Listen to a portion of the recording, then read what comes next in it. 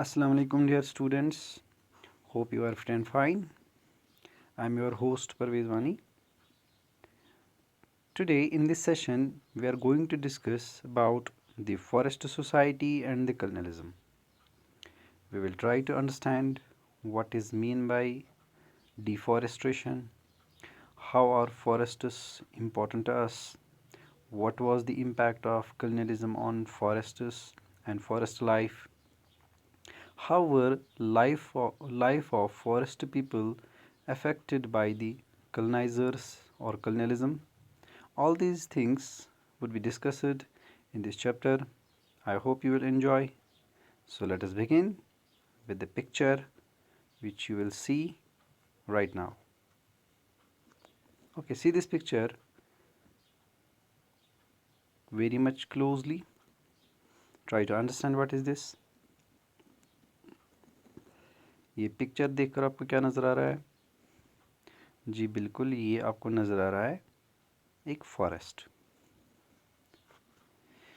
ये पिक्चर हमें बता रही है कि फॉरेस्ट्स किस तरह से एक टाइम पे हरे भरे थे, ख़ास तौर पे जो अमेरिकन प्लेन्स में थे या कहीं और अमेज़न फॉरेस्ट्स थे, ये कितने एक टाइम पे हरे भरे थे। क्या ये फॉरेस्ट्स आज भी ऐसे हैं?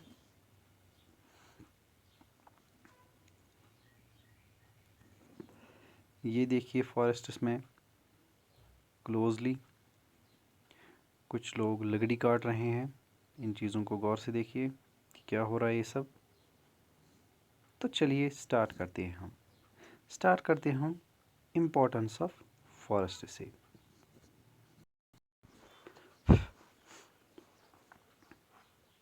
So take a quick look around your home or neighborhood and identify all the things that come from forests.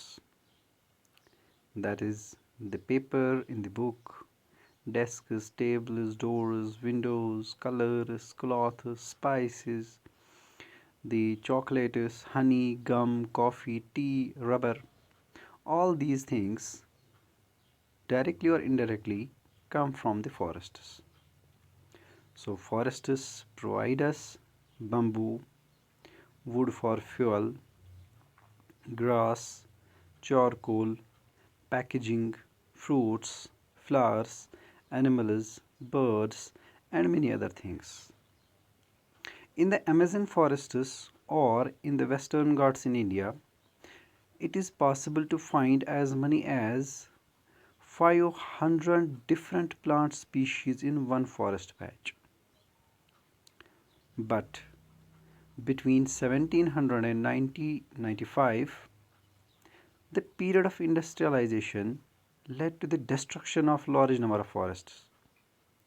Around 13.9 million square kilometer of forest, or 9.3% of the world's total area, was cleared for industrial uses, cultivation, pastures and fuel wood. So there are two things clear. दो चीज़ें हमें यहाँ clear हो रही है। एक, forests हमारे लिए कितने इम्पोर्टेंट है। लगभग जो हम चीज़ें रोज़ इस्तेमाल करते हैं उनमें से सबसे ज़्यादा चीज़ें फॉरेस्ट से ही आती हैं। दूसरा, 1700 और 1995 के बीच का जो पीरियड है, इसको कहते हैं पीरियड ऑफ इंडस्ट्रियलाइजेशन। इस पीरियड में लगभग 9.3% जो वर्ल्ड का टोटल एरिया है ये क्लियर किया गया इंडस्ट्रियल यूज़ के लिए, कल्टीवेशन के लिए, पास्चर्स के लिए, फ्यूल वुड के लिए या बाकी चीज़ों के लिए। तो फॉरेस्ट की डिस्ट्रक्शन क्लियरली नज़र आ रही है। अब फॉरेस्ट और क्या करते हैं? दे मेंटेन और ecological balance, they also support life to the people who are living in the forests or around the forests. So these are called nomads, these are called pastoralists. So let us see what led to the destruction of these forests. आखिर ऐसा क्या हुआ जिसकी वजह से ये forests destroy हो गए। सबसे पहले डिफॉरेस्ट्रेशन हम किस चीज़ को बोलते हैं? डिफॉरेस्ट्रेशन की कई सारी डिफिनीशंस हैं। एक डेफिनेशन हम लेंगे the disappearance of forests is referred to as deforestation. Disappearance यानी गायब हो जाना। ये गायब क्यों होंगे? डिसअपियरेंस या हम कहेंगे cutting down of trees at a larger scale is called deforestation, और इसका अपोजिट है एफॉरेस्टेशन, यानी planting more and more trees. So deforestation कोई नया प्रोसेस नहीं है, ये बहुत पुराना है, बल्कि कई सेंचुरीज से ये चलता आ रहा है। लोग ट्रीज प्लांट्स को काटते आए हैं, एनिमल्स को मारते आए हैं, वाइल्ड लाइफ को डिस्ट्रॉय करते आए हैं। तो ये कोई नया प्रोसेस नहीं है, मगर ये प्रोसेस, ये डिफॉरेस्टेशन का प्रोसेस कॉलोनियल रूल में बहुत ही ज़्यादा बढ़ गया और सिस्टमेटिक बन गया, यानी इसको और ज़्यादा डिस्ट्रॉय किया गया, इन फॉरेस्ट्स को और ज़्यादा डिस्ट्रॉय किया गया। तो cause of deforestation in India, example के तौर पे हम ले सकते हैं, इन 1600 approximately 1/6 of India's land mass was under cultivation. तो 1/6 part of India's land mass, it was under cultivation during 1600. 1600 when we say, it means Mughal period. तो मुगल पीरियड में इतनी लैंड थी कल्टीवेशन के लिए, लेकिन ब्रिटिश पीरियड में ये कल्टीवेशन का जो एरिया था ये बढ़ गया। क्यों? क्योंकि ज़्यादा से ज़्यादा फॉरेस्ट्स को क्लियर किया गया। अब इन फॉरेस्ट्स को क्लियर क्यों किया गया, इसके भी कई चीज़ें हैं।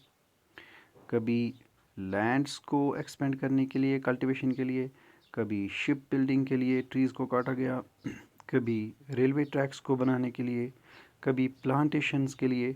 तो प्लांटेशन वो पार्ट होता है ज़मीन का जहाँ पे कोई एक ही क्रॉप प्रोड्यूस किया जाता है। Yes, plantation is that part of land where only one kind of crop is produced, such as tea plantation, rubber plantation, coffee plantation, indigo plantation या फिर ओपीएम प्लांटेशन। तो इन सब चीज़ों के लिए ज़मीन को साफ़ किया गया। तो ऐसा क्या हुआ, चलिए देखते हैं। तो जो एक फॉरेस्ट एरियाज़ थे जिनको साफ़ किया गया मोस्टली ड्यूरिंग ब्रिटिश रूल, इसके कई सारे रीज़न्स थे। कुछ लोगों ने खुद अपनी कल्टीवेबल लैंड को एक्सटेंड करने के लिए फॉरेस्ट्स को साफ़ किया। कहीं पे ब्रिटिश गवर्नमेंट ने ये करवाया ताकि वो कैश क्रॉप्स को प्रोड्यूस कर सकें। कैश क्रॉप्स मतलब वो क्रॉप्स जो हम मार्केट के लिए प्रोड्यूस करते हैं, like jute, sugar, wheat and cotton. ये चीज़ें ज़्यादातर मार्केट में बेचने के लिए प्रोड्यूस की जाती थी। तो दैट्स वाई ज़्यादा से ज़्यादा ज़मीन की ज़रूरत थी, तो फॉरेस्ट्स को क्लियर किया गया। तो जैसे जैसे पॉपुलेशन इंक्रीज़ होती गई, फूड ग्रेन्स की ज़्यादा ज़रूरत पड़ी। जैसे फूड ग्रेन्स की ज़रूरत ज़्यादा पड़ गई तो फॉरेस्ट्स को क्लियर किया गया। तो जैसे जैसे फॉरेस्ट्स क्लियर होते गए, इसका इम्पैक्ट न सिर्फ लाइव्स पे नज़र आने लगा, बल्कि पूरे एनवायरनमेंट पे भी इसकी चेंज नज़र आने लगी। तो 19th सेंचुरी में जो भी फॉरेस्ट्स अनप्रोडक्टिव थे, यानी वो फॉरेस्ट्स जहाँ पे कुछ खास प्लांट्स ट्रीज नहीं थे, जहाँ पे एनिमल लाइफ कुछ खास नहीं थी, उनको कल्टीवेशन के अंडर लाया गया। तो नतीजा क्या हुआ? बिटवीन 1880 एंड 1920 जो कल्टीवेटेड एरिया था वो करीबन 6.7 मिलियन हेक्टेयर इंक्रीज़ हो गया। इसका मतलब क्या हुआ? सीधे से जो फॉरेस्ट एरियाज़ थे उनको साफ़ किया गया। तो यहाँ तक हमने जान लिया कि किस तरह से फॉरेस्ट्स को साफ़ किया गया कॉलोनियल रूल के दौरान, कैसे इस डिफॉरेस्टेशन पे ज़्यादा फोकस किया गया ताकि ज़्यादा से ज़्यादा प्लांट्स को साफ़ किया जाए, एनिमल्स को मारा गया। एनिमल्स की खाल जो होती है, जिसको हम हाइड्स कहते हैं, जिनको लेदर बनता है, तो इस वजह से एनिमल्स की जो स्पीशीज़ थी वो भी ख़त्म होने लगी। तो आज जो हम ये ग्लोबल वार्मिंग देख रहे हैं, ये भी इसका एक रीज़न है, ये भी इसका एक इम्पैक्ट है। सॉरी, ये भी एक इसका एक इम्पैक्ट नज़र आ रहा है कि हमारा जो आज एटमॉस्फेयर है वो ज़्यादा हॉट रहता है, वार्म रहता है, क्योंकि हमने प्लांट्स और ट्रीज़ को ज़्यादा डिस्ट्रॉय किया।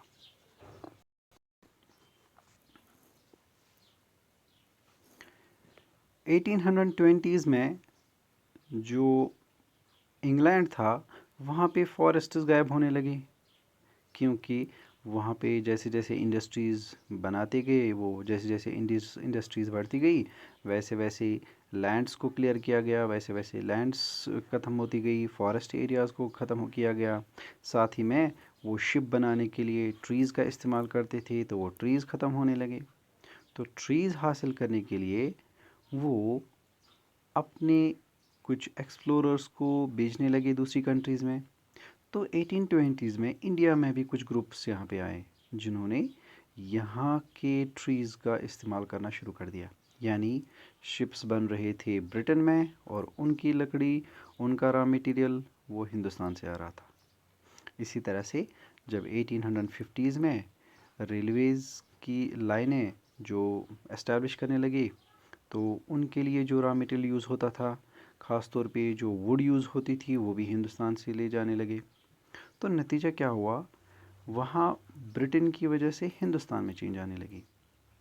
तो इस तरह से हिंदुस्तान के फॉरेस्ट्स पे इम्पैक्ट पड़ा, यहाँ के ट्रीज़ को काटना शुरू कर दिया गया, यहाँ के फॉरेस्ट्स को क्लियर किया गया।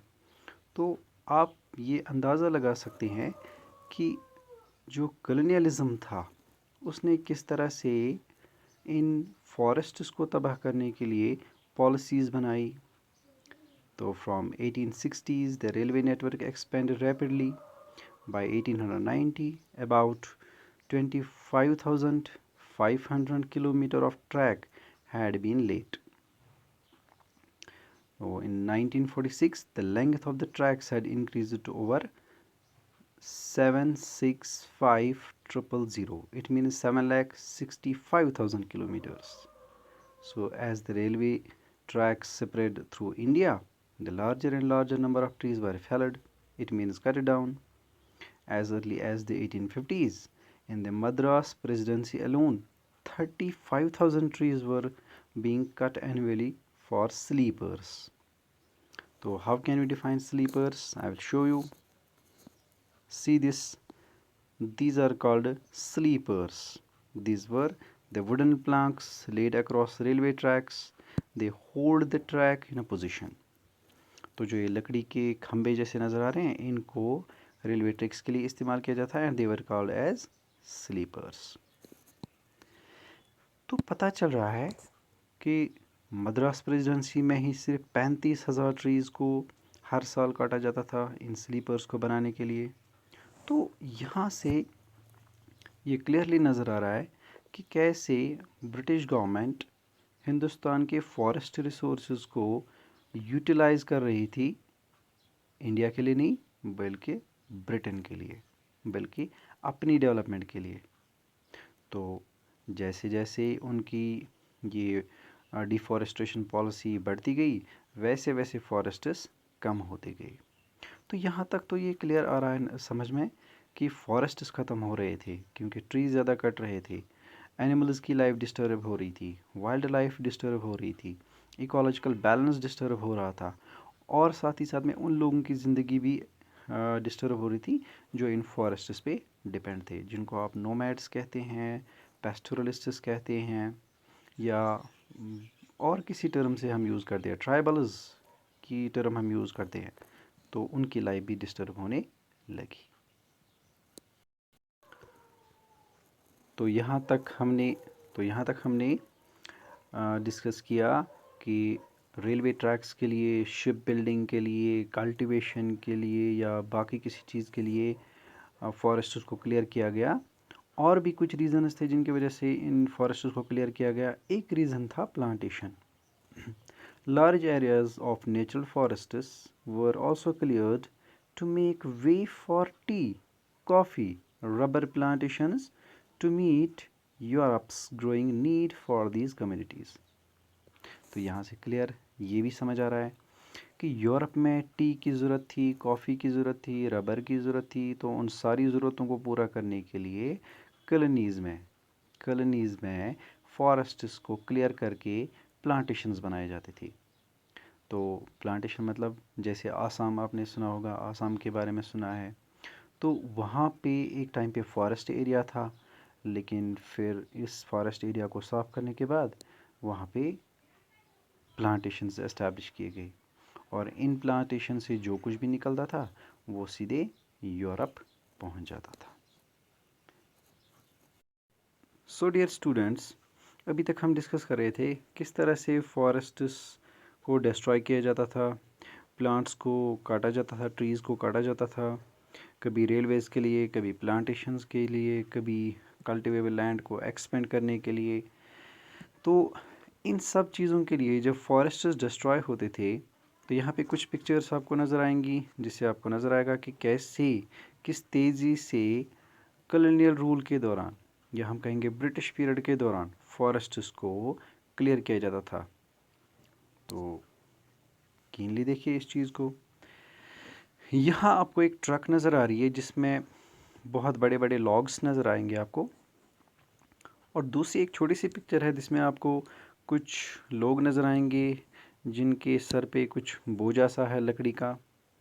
तो दोनों रोड्स को गौर से देखिए, एक रोड जो बहुत बड़ा है जिस पे ट्रक चल रही है, दूसरा एक छोटा सा रास्ता जिस पे लोग चल रहे हैं। तो सबसे पहले फॉरेस्ट से ये वुड निकालने के लिए रोड्स बनाए गए, यानी यानी रोड्स के लिए फॉरेस्ट को क्लियर किया गया। तो ये एक डिस्ट्रक्शन थी। अब जैसे ही रोड्स बन गए, वैसे वैसे डिस्ट्रक्शन, वैसे वैसे डिफॉरेस्ट्रेशन ज़्यादा होने लगी। तो जहाँ कभी छोटे छोटे रास्ते होते थे, वहाँ पे बड़े बड़े रोड्स बन गए। तो अब ये इजी हो गया किसी भी फॉरेस्ट से ये सारे प्रोडक्ट्स, ये सारी वुड या जो भी वहाँ से निकलता है, उस प्रोडक्ट को बाहर निकालना बहुत ही इजी हो गया। यहाँ पे आपको कुछ लोग चाय पीते हुए नज़र आएंगे, कुछ लोग दिखा रहे हैं। तो ये प्लांटेशंस की बात है। तो जैसे जैसे प्लांटेशंस बढ़ते गए, वैसे वैसे वो चीज़ें सारी यूरोप पहुँचती गई। Now the topic is the rise of commercial forestry. तो कमर्शियल जब हम बात करें हैं, it means using forests for commercial purposes, यानी बेचने के लिए फॉरेस्ट्स का अब इस्तेमाल कैसे किया गया।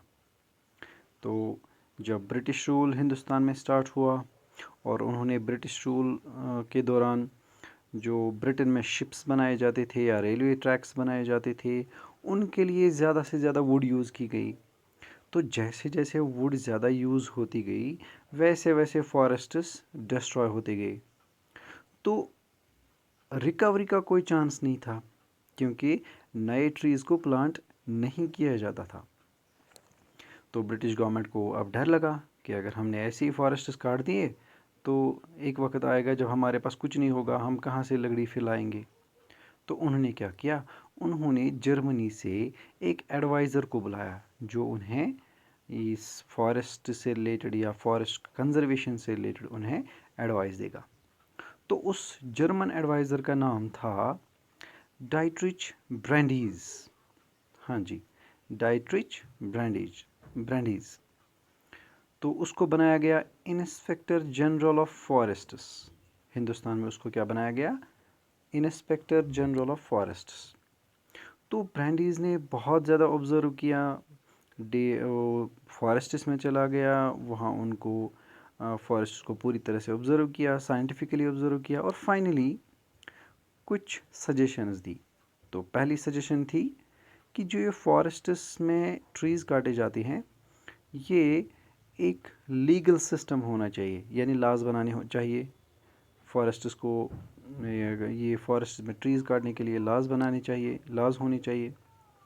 दूसरा, जो भी लोग इन फॉरेस्ट्स में जाते हैं उन पे रिस्ट्रिक्शंस होनी चाहिए, मतलब कि ऐसे लाज बनाइए ताकि कोई भी अपनी मर्ज़ी से फॉरेस्ट्स में एंटर ना हो सके।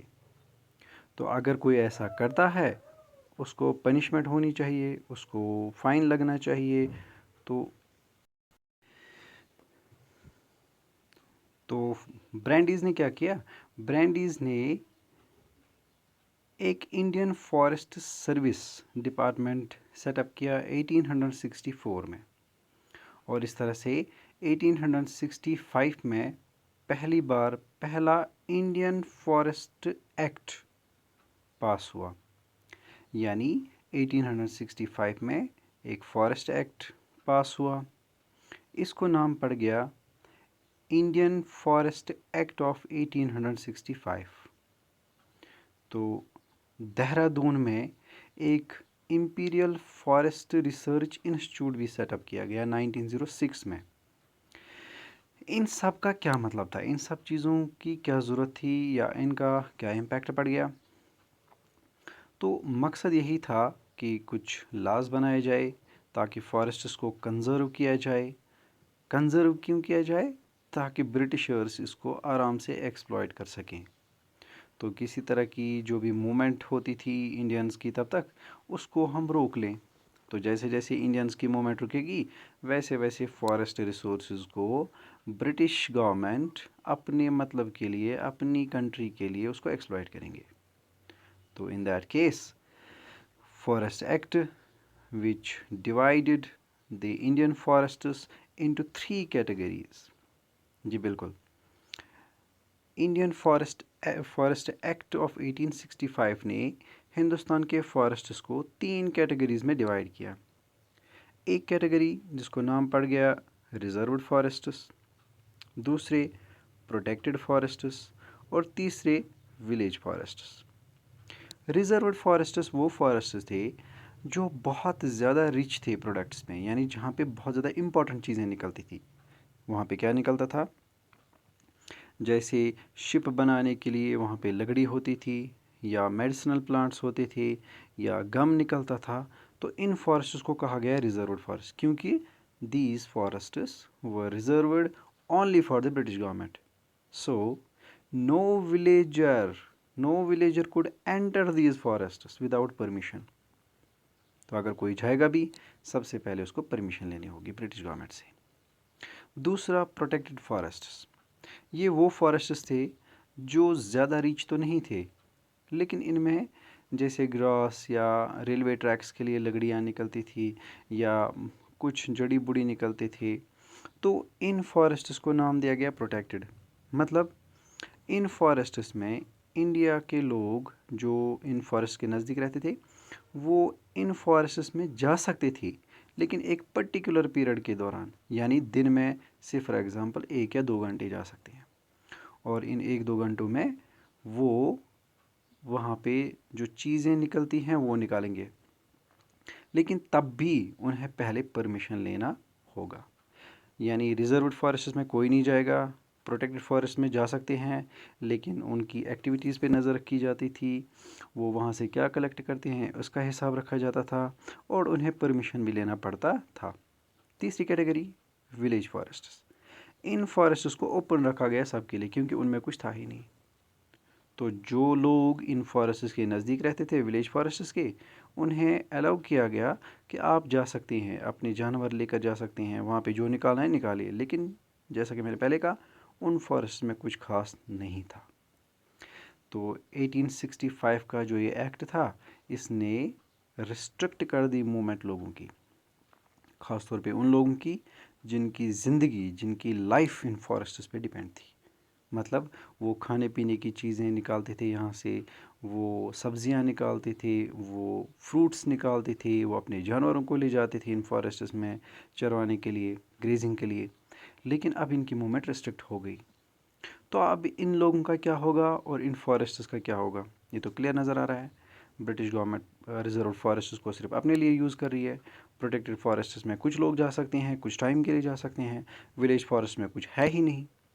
So all these factors affected the life of people.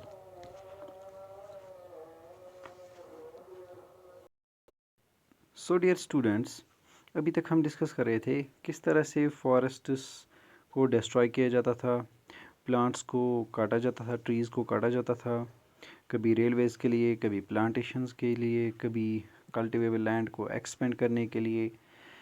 तो इन सब चीज़ों के लिए जब फॉरेस्ट्स डिस्ट्रॉय होते थे, तो यहाँ पे कुछ पिक्चर्स आपको नज़र आएंगी, जिससे आपको नज़र आएगा कि कैसे, किस तेज़ी से कॉलोनियल रूल के दौरान, या हम कहेंगे ब्रिटिश पीरियड के दौरान, फॉरेस्ट्स को क्लियर किया जाता था। तो कीनली देखिए इस चीज़ को। यहाँ आपको एक ट्रक नज़र आ रही है जिसमें बहुत बड़े बड़े लॉग्स नज़र आएंगे आपको, और दूसरी एक छोटी सी पिक्चर है जिसमें आपको कुछ लोग नज़र आएंगे जिनके सर पे कुछ बोझा सा है लकड़ी का। तो दोनों रोड्स को गौर से देखिए, एक रोड जो बहुत बड़ा है जिस पे ट्रक चल रही है, दूसरा एक छोटा सा रास्ता जिस पे लोग चल रहे हैं।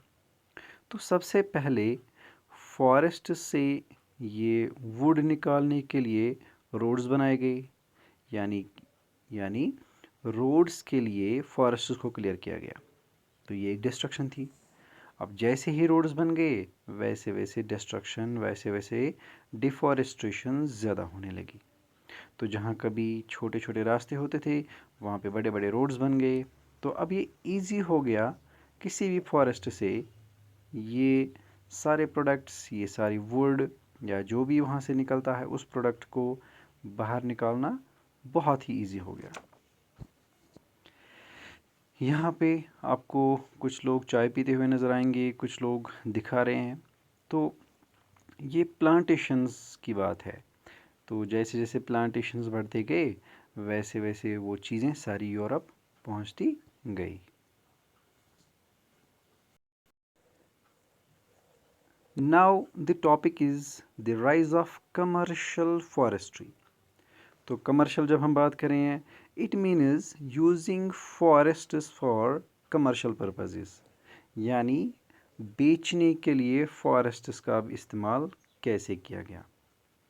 तो जब ब्रिटिश रूल हिंदुस्तान में स्टार्ट हुआ और उन्होंने ब्रिटिश रूल के दौरान जो ब्रिटेन में शिप्स बनाए जाते थे या रेलवे ट्रैक्स बनाए जाते थे, उनके लिए ज़्यादा से ज़्यादा वुड यूज़ की गई। तो जैसे जैसे वुड ज़्यादा यूज़ होती गई, वैसे वैसे फॉरेस्ट्स डिस्ट्रॉय होते गए।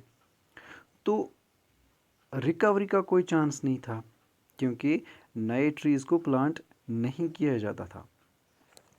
तो ब्रिटिश गवर्नमेंट को अब डर लगा कि अगर हमने ऐसे ही फॉरेस्ट्स काट दिए, तो एक वक्त आएगा जब हमारे पास कुछ नहीं होगा, हम कहाँ से लकड़ी फिर लाएंगे।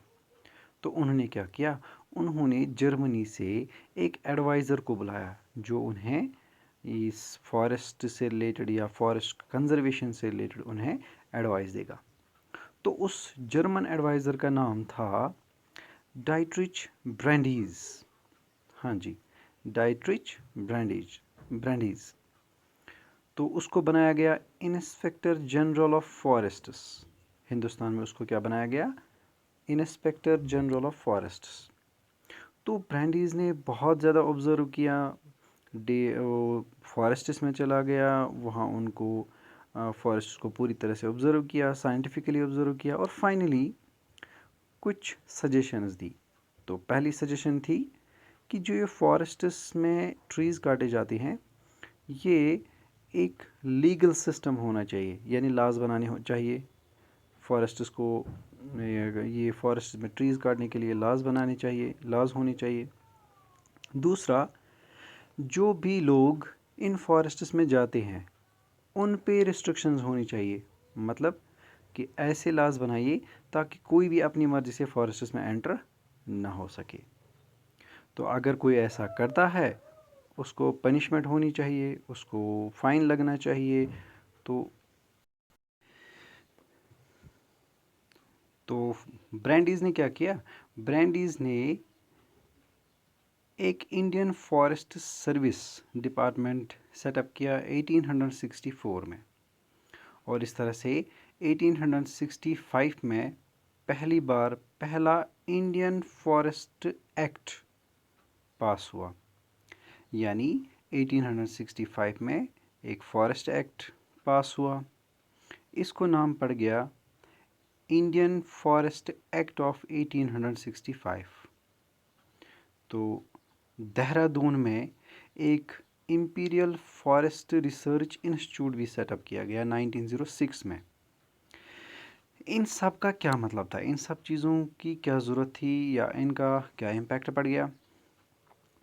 तो मकसद यही था कि कुछ लॉज बनाए जाए ताकि फॉरेस्ट्स को कंज़र्व किया जाए।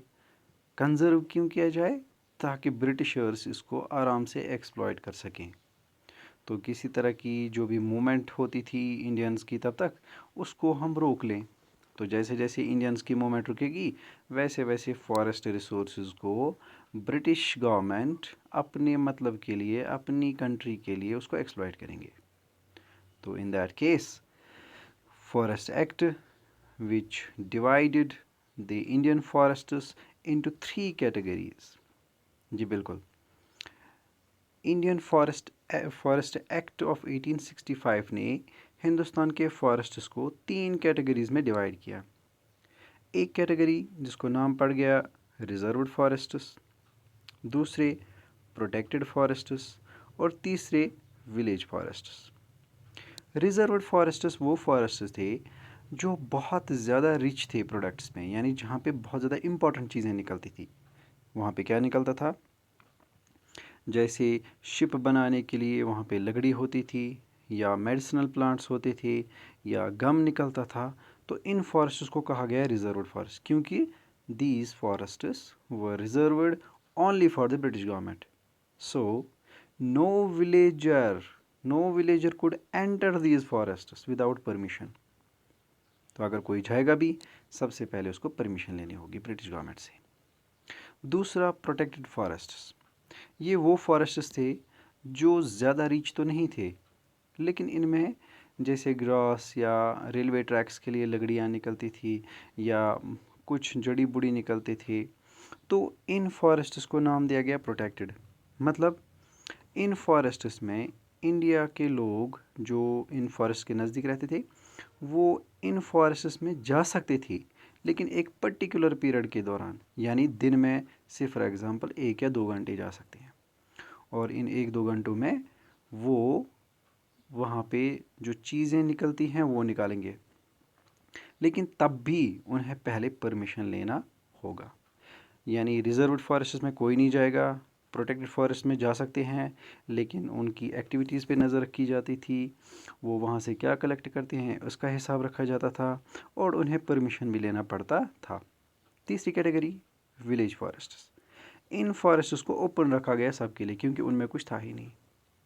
तो जो लोग इन फॉरेस्ट्स के नज़दीक रहते थे, विलेज फॉरेस्ट्स के, उन्हें अलाउ किया गया कि आप जा सकते हैं, अपने जानवर लेकर जा सकते हैं, वहाँ पे जो निकालना है निकालिए। लेकिन जैसा कि मैंने पहले कहा, उन फॉरेस्ट में कुछ खास नहीं था। तो 1865 का जो ये एक्ट था, इसने रिस्ट्रिक्ट कर दी मूवमेंट लोगों की, ख़ासतौर पे उन लोगों की जिनकी ज़िंदगी, जिनकी लाइफ इन फॉरेस्ट्स पे डिपेंड थी। मतलब वो खाने पीने की चीज़ें निकालते थे यहाँ से, वो सब्जियाँ निकालते थे, वो फ्रूट्स निकालते थे, वो अपने जानवरों को ले जाते थे इन फॉरेस्ट्स में चरवाने के लिए, ग्रेजिंग के लिए। लेकिन अब इनकी मूवमेंट रिस्ट्रिक्ट हो गई। तो अब इन लोगों का क्या होगा और इन फॉरेस्ट्स का क्या होगा, ये तो क्लियर नज़र आ रहा है। ब्रिटिश गवर्नमेंट रिजर्व फॉरेस्ट्स को सिर्फ अपने लिए यूज़ कर रही है। प्रोटेक्टेड फॉरेस्ट्स में कुछ लोग जा सकते हैं, कुछ टाइम के लिए जा सकते हैं। विलेज फॉरेस्ट में कुछ है ही नहीं।